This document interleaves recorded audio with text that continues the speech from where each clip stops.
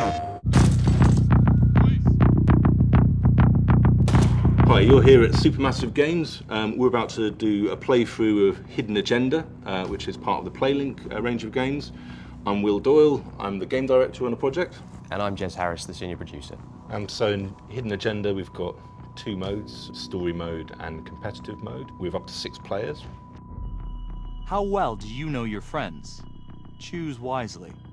Life and death decisions will be in their hands. So this is what we call trust questions. So the game challenges you at different points to identify who among your friends is the coolest under pressure, the quickest thinking. There's a whole lot of different questions as we go. And then as you'll see later in the game, the player we choose is given an executive decision on one of the key choices in the game. So we'll see who's come out here. And it's Monica. So in story mode, we're just playing the game for kicks, really. We wanted to get an experience that is a bit like a sort of movie night with a bunch of friends. You're just playing through the story, enjoying it for its own sake. It's a big branching narrative, so it can go in all sorts of different directions, which are controlled by choices. So we need to make a vote for each of these choices, and the majority decision decides. We really want to seize control. We can use a takeover. Tap the takeover button during a choice to take control. So to make the decisions, you just simply swipe on your phone. We wanted to make the game as easy to control for anyone, really. So everybody knows how to use a phone, and we spent a lot of time just making sure that the interactions are as simple as possible. So in this is a search, so we have to try and find clues in the world, and we do that just by moving our pointers around and looking for the clues that we can see at the top of the screen. It's really him.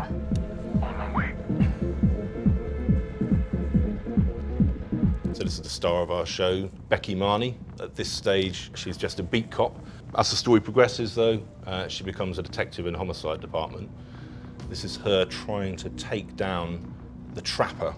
There's this serial killer that's been killing people across the city, and now just a rookie cop. She's got a lead on him, and they've found him in this house. Hands up now! So as we play through the game, every choice will lead to a different branch. Sometimes those branches come back together, sometimes they spiral out into different directions. We have a thing we call the ripple effect, which is each choice you make is sort of like dropping a stone in a pond. Ripples spread out, create different outcomes, and some choices create life and death decisions, as we're about to see here. Help!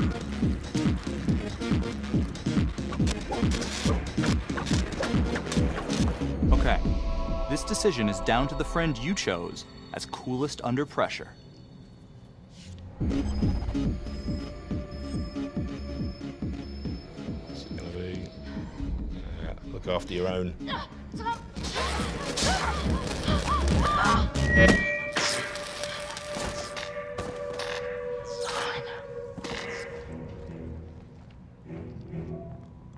And so that's a fairly momentous decision you have to make there, and that itself has a big effect later on in the game, how you deal with that dilemma. That dilemma, though, is in that one scene, only one outcome. You know, there's other routes we can take that mean we see something completely different. Wouldn't have seen that dilemma at all. And likewise with the shooting. Shooting is about a group decision again, so it's combat. It's up to the entire group to say, yes, you know what, we're going to pull the trigger on this guy. And if you don't all pull the trigger, then you'll go down a different branch because you won't have shot, and something else will play out entirely. So this is now competitive mode. So the difference with competitive mode is that we're all against each other in this, trying to score as many points as we can, and that's handled by hidden agendas. So as we play through the game, one of us will receive a secret objective. Their goal is to make that objective come true. Our goal is to identify them. If we can identify them, we'll score points. If they make their agenda come true, they'll score points too. You've got 5 minutes. Miss Graves, I did not kill anybody. So, obviously, Supermassive's perhaps best-known game a couple of years ago was Until Dawn, which was a huge hit. It was a horror game, kind of interactive drama, very cinematic and high production values and all the things that you know about it already. And when Sony started talking to us about the PlayLink initiative, it felt like a fairly great fit for the stuff that we were wanting to do anyway, which was more of a sort of a social interactive fiction style thing. So we'd been kind of looking at slightly shorter games and this notion of a movie night that people can play together and kind of shouting at each other and trying to convince each other which way to go. Garrick using his card there is showing his hand, but you can never be completely sure because it's also, he can try and put the blame onto himself even if he hasn't got it.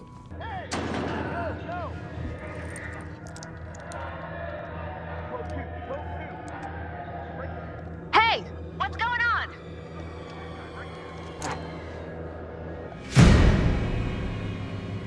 We tried to get something where the scoring for this game is really, really simple.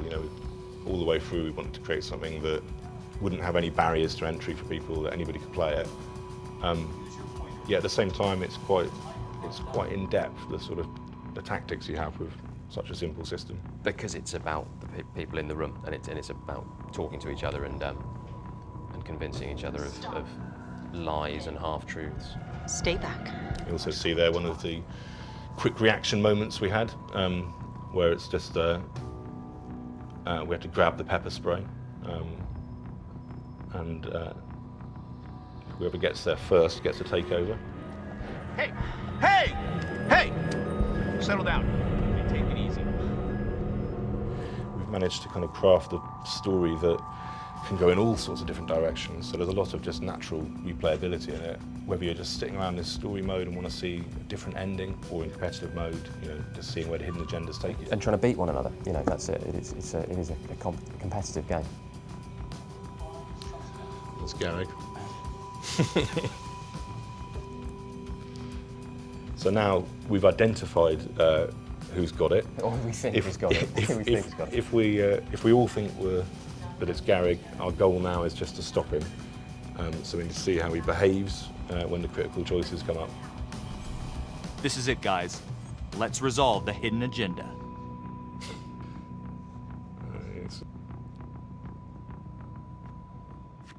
Lana, I'm sorry.